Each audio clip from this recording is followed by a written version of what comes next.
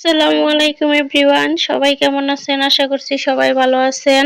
আল্লাহর রহমতে আমরাও ভালো আছি। অনেকদিন পর নিয়ে আসলাম একটা লং ভিডিও। শীত আসলে বাপা পিঠা খাবো না তা কি হয় নাকি? 2025 সালে এবারে এখনো বাপা পিঠা খাওয়া হয়নি, তাই ভাবলাম এবার বাপা পিঠা খাই। আর এখন বাপা পিঠা বানানোর প্রসেসটা দেখুন, অনেক সুন্দর সিদ্ধ হয়েছে।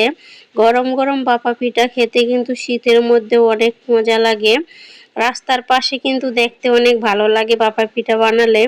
এই যে দেখুন কত সুন্দর করে রুমের মধ্যেই ভাপা পিঠা বানানো হয়। বাইরের খাবারের থেকে কিন্তু ঘরের খাবারটা অনেক বেশি সুন্দর। আর এই যে দেখুন একটা বানানো হয়ে গেছে, তো আপনাদেরকে আরেকটা বানিয়ে দেখাবো। এখানে খুব সহজেই সিদ্ধ হয়ে যায়। এবার আবার একটু ছোট বাটি দিয়ে সিদ্ধ করা হবে। দেখুন এটাও কিন্তু খুব সহজে, বেশি হলে 2 মিনিটে সিদ্ধ হয়ে যাবে। আর এই সবগুলো পিঠাই কিন্তু আমার বান্ধবী রূপা বানিয়েছে। আসলে ও সব কিছু অনেক সুন্দরভাবে বানাতে পারে। তো আমি যেহেতু 2025 সালে এখনো বানাইনি, তো ভাবলাম ওর বাসায় গিয়ে এবার একটু পিঠা বানিয়ে খাওয়াই। এই যে দেখুন কত সুন্দর করে বানিয়ে ফেলেছে। বেশি হলে 2 মিনিটেই সিদ্ধ হয়ে যাচ্ছে। আর 5-6 মিনিটে 3টা পিঠা বানিয়ে ফেলেছে। কত সুন্দর লাগছে দেখতে, আর খেতেও কিন্তু অনেক মজা হয়েছে, অনেক নরম।